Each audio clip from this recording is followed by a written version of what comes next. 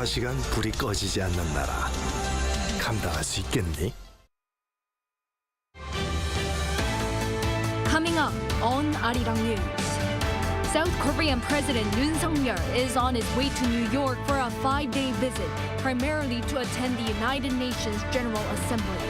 He warns North Korea and Russia against military cooperation and is likely to bring the issue up at the UN. South Korea is expected to see a record shortfall of nearly 15% in its tax revenue this year, amid sluggish corporate earnings and the asset market.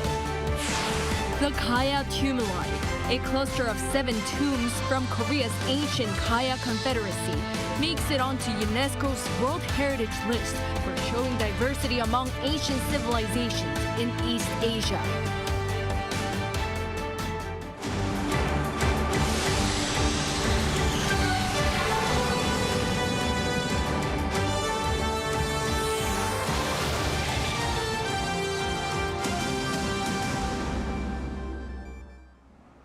Good evening. It's 9 p.m. here in Seoul. Thank you for joining us on Arirang News. We start with President Yoon Suk-yeol's trip to New York to attend the UN General Assembly for the second year in a row. Before his departure today, an interview was published during which President Yoon warned North Korea and Russia against military cooperation. He also said he'd likely to bring the issue up at the UN. Among other topics, Busan's bid for World Expo is also expected to be at the top of his agenda. Our presidential office correspondent Oh Soo-young has the details. President Yoon Suk-yeol reissued his warning against North Korea and Russia's potential arms cooperation, saying the international community will unite even more tightly against the move. The South Korean leader's remarks were published in an interview with the Associated Press ahead of his visit to New York to attend the United Nations General Assembly. Yoon said that military cooperation between Pyongyang and the Kremlin is illegal and unjust, as it contravenes UN Security Council resolutions and various global sanctions. This came amid concerns that North Korean leader Kim Jongun's summit with Russian President Vladimir Putin last week could lead to a weapons deal between the two sides. The Kim-Putin meeting notably came on the heels of the trilateral Camp David summit between South Korea, the United States and Japan in August. Pointing to Seoul and Washington's pledges this year to expand joint military drills and plan joint responses to nuclear contingencies, Yoon said that the two sides had reaffirmed that any nuclear attack by North Korea will be met with a swift, overwhelming and decisive response that would end the regime. Echoing his words at the East Asia Summit earlier this month, Yoon again stressed that China should play a responsible and constructive role in handling North Korea, as well as addressing other global challenges. He is expected to make a similar call during a speech at the UN General Assembly on Wednesday local time. Yoon said that as South Korea, as a non-permanent member of the Security Council next year, will play a responsible role on pertinent issues, including North Korea's nuclear program and the war in Ukraine. He will also address global gaps in the areas of development, climate response and digital transformation, and lay out South Korea's plan to help resolve such challenges, particularly in tackling the growing digital divide and building new global norms to make digital technology ethical and beneficial for humanity. Yoon will hold a Digital Vision Forum at New York University, expanding on the principles he declared in Paris back in June. Until his fifth and final day in New York City, the South Korean leader will hold at least 30 bilateral meetings on the sidelines in an all-out effort to win support for Busan City's bid to host the 2030 World Expo.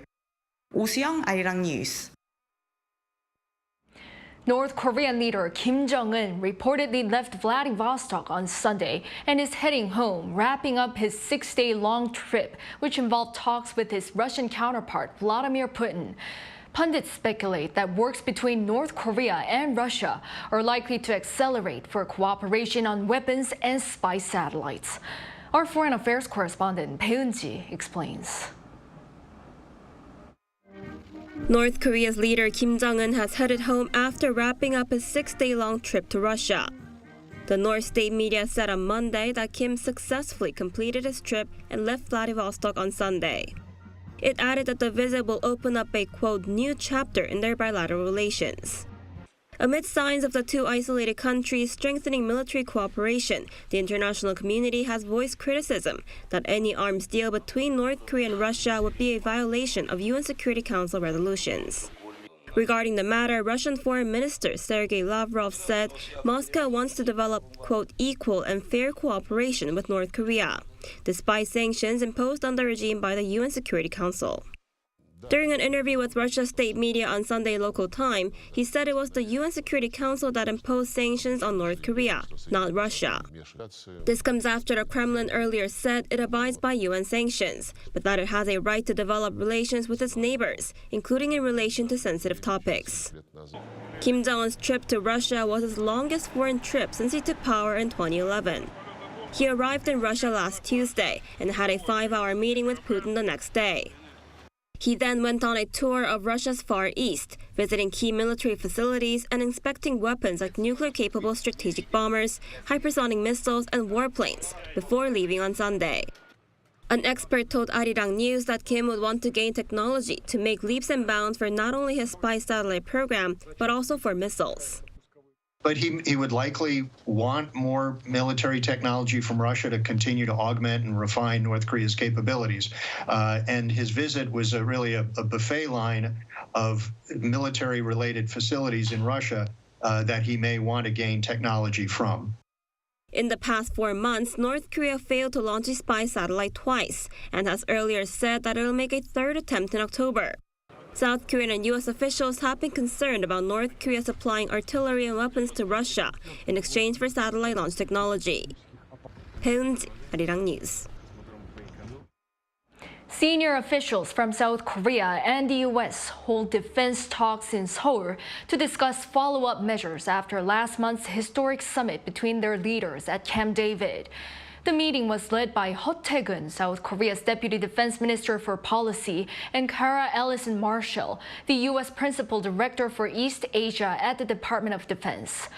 Seoul's Defense Ministry said the two sides agreed to continue to strengthen their combined military exercise in order to respond to the fast-changing security situation on the Korean Peninsula in a timely manner. On North Korea's recent attempts to launch a spy satellite, they reaffirmed that it's important for the international community to abide by the UN Security Council resolutions. They also decided to enhance cooperation in fields such as missile defense, cyber, and space. Monday's meeting was the 23rd Korea-U.S. Integrated Defense Dialogue that was launched in 2011. It was last held in April in Washington. U.S. National Security Advisor Jake Sullivan has met Chinese Foreign Minister Wang Yi for closed-door consultations.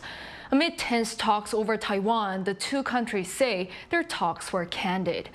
Eyes are now on a possible Washington-Beijing summit in the weeks to come. Our Kim Jongun reports. Top officials from the United States and China held candid talks over the weekend ahead of a potential meeting between their leaders later this year. Washington and Beijing separately announced on Sunday that U.S. National Security Advisor Jake Sullivan and Chinese Foreign Minister Wang Yi held candid, substantive, and constructive talks during multiple meetings over the course of the 2 days. The talks were held on the Mediterranean island nation of Malta. The two sides reportedly discussed key issues in bilateral relations between the U.S. and China, global and regional security matters, and Russia's war against Ukraine.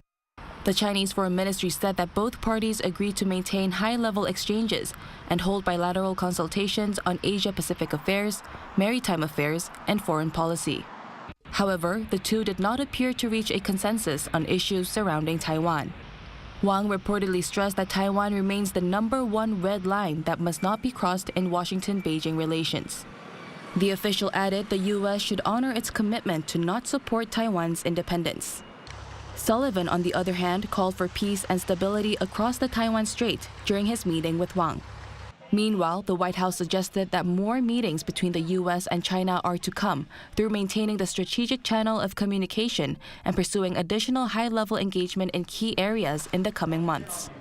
This comes as U.S. President Joe Biden and Chinese President Xi Jinping are anticipated to hold talks on the sidelines of the Asia-Pacific Economic Cooperation Leaders Summit taking place in San Francisco in November. More high-level talks are also expected before the year end. Whether it's at UNGA or whether it is after UNGA, sometime before the end of the year, it is still our expectation that Secretary Blinken will host Foreign Minister Wang Yi here in the United States. Meanwhile, Wang on Monday began a 4-day trip to Russia, where he is expected to lay the groundwork for President Vladimir Putin's possible landmark visit to Beijing in October. Choi Min-jung, Arirang News. Iranian assets that were frozen in South Korea have been transferred to accounts in Qatar for the prisoner swap deal between the United States and Iran. According to foreign media outlets such as Reuters on Monday, the United States lifted sanctions which allowed banks to transfer $6 billion. The U.S. emphasized that the money in Qatar will be held in restricted accounts that can only be used for humanitarian goods, such as medicine and food. An Iranian Foreign Ministry spokesman announced that the prisoner swap will take place on Monday, when 5 Americans held by Iran will be able to return to the United States and 5 Iranians detained in the U.S. will be released. South Korea is expected to see a record shortfall in tax revenue this year as the nation battles weaker corporate earnings from sluggish exports and a downturn in the global economy. But the government won't be coming up with a supplementary budget. Instead, it plans to bridge the gap mainly through surplus funds, such as the Foreign Exchange Equalization Fund. Our Lee Soo-jin tells us more. South Korea's annual shortfall in national tax revenue is estimated to reach a record high this year. The Ministry of Finance and Economy announced on Monday that it has revised down its tax revenue projection for this year by $44.5 billion to around $257 billion from its original estimate. That's a nearly 15% shortfall in tax revenue and is the largest percentage miss ever. This comes as the nation's tax revenue dropped by nearly $33 billion compared to a year earlier to around $164 billion during the first 7 months this year. The ministry mainly attributed the expected shortfall to a sharp decline in corporate earnings from the sluggish chip market, a slump in the real estate market, and the downturn in the global economy. A finance ministry official said that South Korea is not the only nation that is revising downward its tax revenue estimate for this year. This year, major countries such as the U.S. and Japan have also seen their tax revenues drop by a larger amount than was originally expected due to the slowdown in the global economy from high prices and interest rates. The government plans to bridge the gap mainly through surplus funds such as the Foreign Exchange Equalization Fund and excess earnings from the previous year instead of drawing up a supplementary budget. The government says that the Foreign Exchange Equalization Fund has accumulated a large amount of Korean won from efforts to stabilize the volatile $1 exchange rate last year. The government will also expand participation from domestic experts and consult experts from international organizations such as the IMF and the OECD to enhance the accuracy of tax estimates. Lee Soo-jin, Arirang News. The Korean authorities speed up its goal of building a global high-tech industrial cluster by injecting funds worth $1.7 billion over the next 5 years, while easing regulations on investment for venture firms. Our An Sung-jin has more. Amid efforts to boost industrial competitiveness, the South Korean government reiterated measures to nurture a high-tech industry global cluster. At an emergency meeting held at the Seoul government complex on Monday, Finance Minister Chu Kyung-ho and affiliated ministers announced plans to follow up those made at a meeting with President Yoon Suk-yeol in June to accelerate efforts to make South Korea an industrial powerhouse. The meeting centered around boosting investment and easing regulations.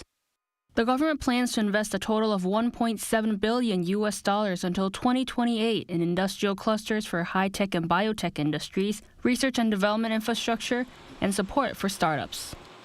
We'll start off by investing around $300 million in 2024. It also revamped rules for the private investment venture ecosystem by raising the external investment limit on capital invested by general holding companies from 40% to 50%. The finance minister is aiming to strengthen other regulations as well. We'll promptly amend related laws within this year to allow business support service companies in law, accounting, and venture capital fields to move into industrial facility area clusters. However, limitations remain as far as becoming a world-leading industrial cluster is concerned, due to regulations on business sectors that can move in, venture capital investment based on policy funds, and a lack of technological commercialization. The government aims to promote tax exemptions for public institutions and establish detailed plans for special clusters. With the aim of establishing South Korea as a stable manufacturing and export center by emphasizing the role of industrial clusters amid intensified competition over technology hegemony, the government will continue to accelerate its effort. An Sung-jin, Arirang News. Today, 4.04 million doses of the Pfizer vaccine targeting COVID-19 XBB.1.5 variant arrive in Korea. Korea Disease Control and Prevention Agency says that the vaccine, which targets a specific subvariant of Omicron, will be used as the seasonal COVID-19 vaccination.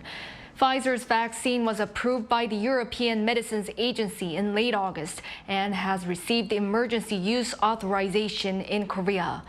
10 million doses will be gradually introduced, including today's shipment. Specific COVID-19 vaccination plans will be announced next week, with the priority being given to individuals aged over 65 and older. Prosecutors have requested an arrest warrant again for the nation's main opposition Democratic Party leader, Lee Jae-myung. He faces corruption allegations, among others. He was taken to hospital earlier in the morning due to his deteriorating health from a prolonged hunger strike. Our Kim Jongun reports. Democratic Party leader Lee Jae-myung's limit came on the 19th day of his hunger strike, something he began almost 3 weeks ago to protest the Yoon administration. At 7:10 on Monday morning, Lee was taken to a hospital near to the National Assembly in a condition that his closest allies described as confused due to weeks of not eating. Lee's condition improved as of Monday afternoon, but he is determined to continue with the strike under medical surveillance.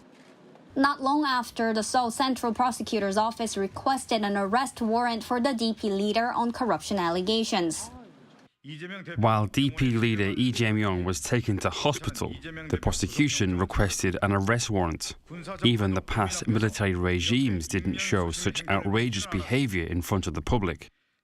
Lee faces 2 allegations. The first is that he gave special favors to a private developer in Seongnam's Baekhyundong district apartment project between 2014 and 2015 when he served as the city's mayor. The prosecution says this cost the city around 20 billion Korean won, or about $15 million. The second is with regard to South Korean underwear company Sangbangul Group wiring $8 million to North Korea, which prosecutors say Lee either knew or approved of this transaction. They add that some of the money was to facilitate Lee's planned visit to Pyongyang, viewing this as third-party bribery. The DP leader has consistently denied all allegations, saying prosecutors investigated him for 2 years but were unable to come up with any evidence. The ruling People Power Party, on the other hand, welcomed the prosecution's move. DP leader Lee Jae-myung tried to buy time somehow, but he couldn't avoid the strict legal process. We respect the prosecution that complied with the principle there are no exceptions before the law. Given that Lee is a lawmaker, a consent for arrest must be put to a vote at the National Assembly. Democratic Party members said they haven't yet decided what to do about the possible vote that could take place as early as this Thursday. Kim Jongun, Arirang News. The Korean Railway Workers Union ended its 4-day general strike Monday morning, but warned of a second one if their requests aren't met in the coming days. The strikers have called for better working conditions and an expansion of state-operated trains, opposing what they call the ongoing steps towards railway privatization. The Transport Ministry and the Korea Railroad Corporation refused to discuss the requests, calling the strike unjustified, saying they are not pushing for privatization. The second strike would continue for an indefinite period of time, although the union hasn't specified when it would begin. For the time being, train operations have returned to normal. A collection of ancient tombs here in Korea have been given a UNESCO World Heritage status for their outstanding value in showing the diversity of ancient civilizations in East Asia. Our Shin Se-byuk has more. The Kaya tumuli, a cluster of 7 tombs from Korea's ancient Kaya Confederacy, was inscribed on UNESCO's World Heritage Site list on Sunday. The decision was made during the 45th session of the World Heritage Committee held in Riyadh, Saudi Arabia. Kaya was a confederation that prospered between the 1st and 6th centuries in the southern and central regions of the Korean peninsula. The inscription comes after a decade-long effort which began when the burial mounds were put on a tentative list in 2013. In May this year, the tumuli were recommended for inclusion on the UNESCO World Heritage List by the International Council on Monuments and Sites, an advisory organization under UNESCO. The Cultural Heritage Administration said the latest edition recognizes the tumuli's outstanding universal value. The Gaia tumuli show the diversity of ancient civilizations in East Asia. They serve as evidence that neighboring countries could maintain horizontal relationships while maintaining autonomy. The cone-shaped burial mounds, which extend across the hills of Goryeo in Gyeongsangnam province, include burial accessories and items showing the Confederation's network of trade as well as shared cultural commonalities. With the latest inscription, Korea now has 16 sites on the UNESCO World Heritage List. The Cultural Heritage Administration plans to pursue a UNESCO World Heritage listing for landmarks such as the capital fortification of Hanyang in Seoul. Shin Se-byuk, Arirang News. Notable changes have occurred in South Korean apple varieties due to climate change. While red apples used to dominate in orchards here, green and yellow apples that can better withstand high temperatures are gaining popularity. Jong-un has the details. Apple growers are working to perfect apple coloration. They regularly tend to leaves and branches, rotate the fruits, and lay reflective film on the ground to ensure even sunlight exposure. For apples to turn red, the anthocyanin pigments in the fruit skin need to be activated by sunlight exposure. Recent prolonged high temperatures during the summer, however, have led to delayed coloration and less vivid colors, resulting in an increase of 3.3 hours in the time required for coloration management compared to a decade ago. In response, the Rural Development Administration has introduced apple varieties that require less coloration effort, the green Summer King and yellow Golden Ball apples. The Summer King variety is available in mid-July and features a slightly green shade with a hint of red when it's ready to harvest. The Golden Ball variety ripens in mid-August and has a yellow hue and excellent flavor. Unlike other apples that require turning and using reflected films for coloration, this yellow apple just needs a bit of leaf removal. The Summer King variety is harvested around the same time as the Japanese variety Sugaru, but is juicier and has a refreshing crunch. The Golden Ball variety, known for its rich and intense flavor, overcomes storage issues common in summer apples as its flesh is firm. In the past, we had to wait until fall for good apples. I'm really looking forward to enjoying delicious apples this summer. The RDA expects these two varieties to become representative early ripening apples. Coloration defects arise due to global warming. To address this problem, we plan to focus on distributing yellow varieties, like Golden Ball, and green varieties that don't require coloration management in areas with high temperatures. The RDA plans to further develop new apple varieties that can maintain high quality even during the hot summer and ensure consistent yields. Jong-un, Arirang News.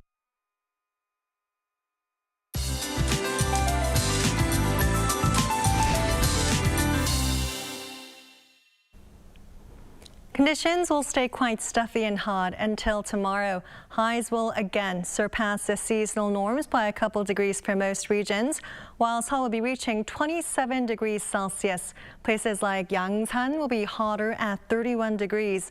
Drink plenty of water to stay hydrated.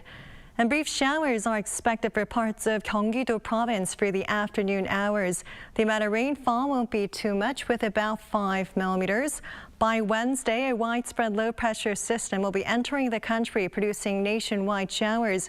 At times, local downpours are expected, so make sure to plan accordingly.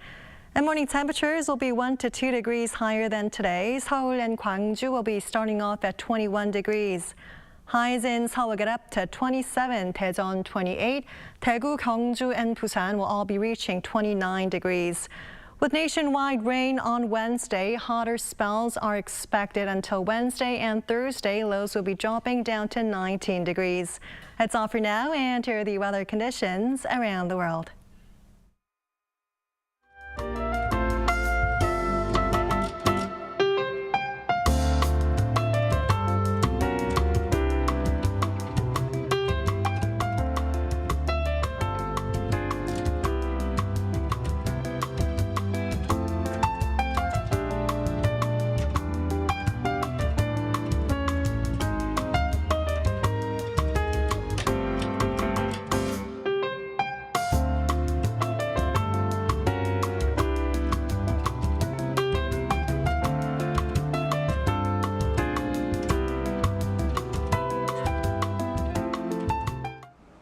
Well, that is all for this Monday night newscast. Thank you for watching.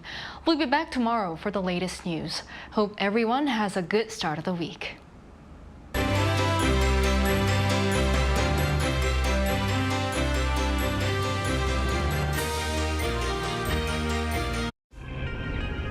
한국에 오면 먹어야죠.